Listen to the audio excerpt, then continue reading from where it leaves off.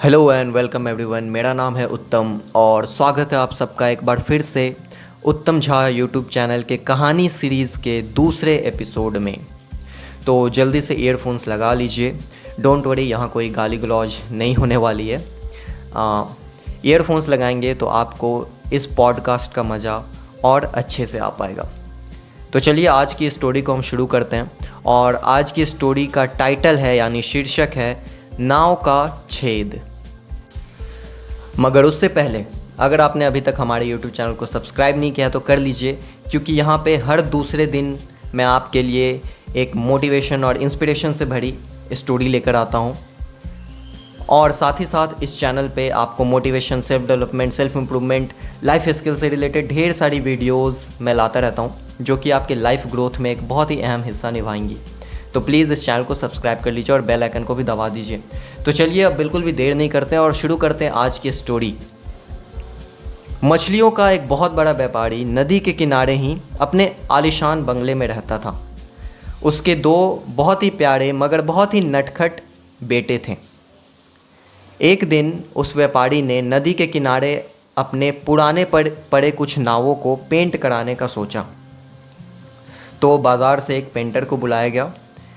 उस व्यापारी ने पेंटर को वहाँ पे ले जाकर सारा काम वाम समझा दिया, नाव वगैरह दिखा दी और वो अपने काम पर निकल गया। दोपहर को जब वो वापस अपने घर आया तो अपने घर के बाहर लगी भीड़ को देखकर बिल्कुल ही शॉक्ड, बिल्कुल ही अचंभा रह गया। उसके दोनों बेटे बहुत ही देर से गायब थे और बिल्कुल मिल नहीं रहे थे और उनकी माँ का रो रो कर बुरा हाल था। तभी व्यापारी को उस पेंटर की याद आई। वो तुरंत भागता हुआ उस पेंटर के पास, पेंटर को जहाँ पे उसने काम करने के लिए छोड़ गया था वहाँ पे गया तो देखा पेंटर अपना काम करके वहाँ से जा चुका था। व्यापारी बिल्कुल परेशान था, हताश था।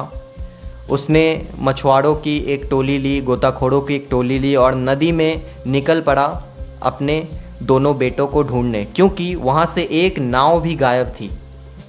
तो व्यापारी को ऐसा शक हुआ कि उनके दोनों बेटे नाव लेकर नदी में दूर निकल चुके हैं।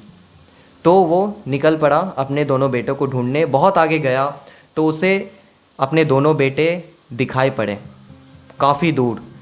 और फिर वो अपनी नाव वहाँ पे लेकर गया तो देखा कि उसके दोनों बेटे का सुरक्षित हैं, नाव में हैं और काफ़ी डरे हुए हैं, क्योंकि वो नदी के बहुत ही अंदर तक आ चुके थे, बहुत ही दूर निकल चुके थे। बच्चे काफ़ी डरे हुए थे क्योंकि उन्हें घर से दूर जाने की अनुमति बिल्कुल भी नहीं थी। फिर भी वो नदी में काफ़ी दूर तक निकल चुके थे और उन्हें ऐसा लग रहा था कि पिताजी उन्हें डांटेंगे, उन्हें पीटेंगे, बट ऐसा कुछ नहीं हुआ। पिताजी ने उन्हें गले से लगा लिया और सब लोग नदी के किनारे आए। नदी के किनारे उनकी माँ उनका इंतज़ार कर रही थी, अड़ोस पड़ोस के लोग इंतज़ार कर रहे थे। नाव से उतरते ही माँ ने उन्हें गले से लगा लिया, उन दोनों बच्चों को। और ये सब कुछ ख़त्म होने के बाद, सबके घर जाने के बाद, व्यापारी ने अनुमति दिया कि जाओ बाज़ार से उस पेंटर को बुला कर लाओ। पेंटर को जब इस बात का पता चला कि दोनों बेटे नदी में दूर तक निकल चुके थे, तो पेंटर को कहीं ना कहीं एक घबराहट सी होने लगी कि हो ना हो इस पूरी घटना का इल्ज़ाम मुझ पर ही लगाया जाएगा और मुझे इसकी सज़ा मिलेगी। पेंटर व्यापारी के पास आया। व्यापारी ने पेंटर से पूछा, तुमने आज क्या क्या काम किया? तो पेंटर हिचकिचाते हुए बोला कि जी आपने जो नावें मुझे पेंट करने के लिए बोली थी, मैंने बस उसे पेंट कर दिया और फिर मैं अपने घर लौट गया। तो व्यापारी ने उससे पूछा, बताओ इसके कितने पैसे हुए?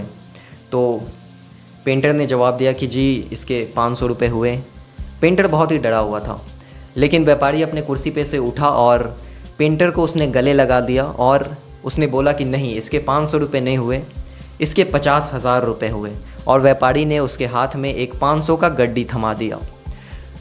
पेंटर और वहाँ खड़े सारे लोग काफ़ी कंफ्यूज थे कि आखिर व्यापारी ने ऐसा क्यों किया, 500 के बदले 50,000 रुपये क्यों दे रहा है। तो व्यापारी ने सबको बताया कि इन्होंने जिस नाव को पेंट किया और जो नाव मेरे दोनों बेटे नदी में लेकर गए थे, उस नाव में एक छोटा सा छेद था, लेकिन इन्होंने उस नाव को पेंट तो किया ही किया, साथ ही साथ उस छेद को भी भर दिया, जबकि उन्हें ऐसा करने के लिए ना कहा गया था और ना ही उन्होंने ऐसा करने का कोई पैसा मांगा, कोई पेमेंट मांगा। उन्होंने ये काम अपने निस्वार्थ भाव से किया और इसी का कारण है कि आज मेरे दोनों बच्चे सही सलामत है, वरना मैं अपने दोनों बेटों को खो देता अगर ये पेंटर ये काम निस्वार्थ भाव से ना करता तो। और अब से मैं इनका ज़िंदगी भर कर्ज़दार रहूँगा, शुक्रगुज़ार रहूँगा और ऋणी रहूँगा इस छोटे से काम के लिए। और ऐसा कहते हुए व्यापारी ने अपनी बात पूरी की और वहाँ मौजूद सभी लोगों ने पेंटर के सम्मान में तालियां बजाई। और इस दिन के बाद से उस पूरे गांव में पेंटर का सम्मान, पेंटर की वैल्यू और ज़्यादा बढ़ गई। दोस्तों यार, वो कोई बहुत बड़ी चीज़ नहीं होती है, डेली लाइफ की छोटी छोटी चीज़ें ही होती हैं जो एक आम इंसान को ख़ास बनाती है, महान बनाती है। आज के ज़माने में जब हर कोई हर काम में बस अपना फ़ायदा देखता है, वहाँ पे पेंटर के द्वारा किया गया एक निस्वार्थ काम कितना महान बन गया और उस पेंटर को भी कितना महान बना गया उस पूरे गांव में। सो यार, डेली लाइफ में छोटी छोटी चीज़ें ही निस्वार्थ भाव से कर दिया करो, जिससे कि इसमें कुछ नहीं जाता है। आपका एक अंदर से एक अच्छी फीलिंग आएगी, आपको अच्छा लगेगा, गुड फील होगा, प्लस दुनिया का भला हो जाएगा, दुनिया कुछ अच्छा होगा।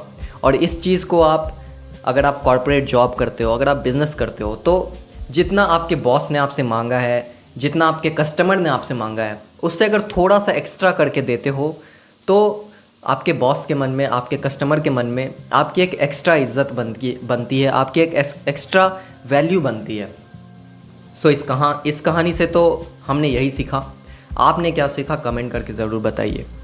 तो मिलते हैं परसों एक नए कहानी के साथ, एक नए एनर्जी के साथ, एक नए मोटिवेशन, एक नए इंस्पिरेशन के साथ। तो अगर आपने इस चैनल को सब्सक्राइब नहीं किया तो कर लीजिए, बेल आइकन को दबा दीजिए। अगर कहानी पसंद आई तो उसे शेयर भी करिए। और thank you so much. Stay motivated, stay inspired, be safe, love you all.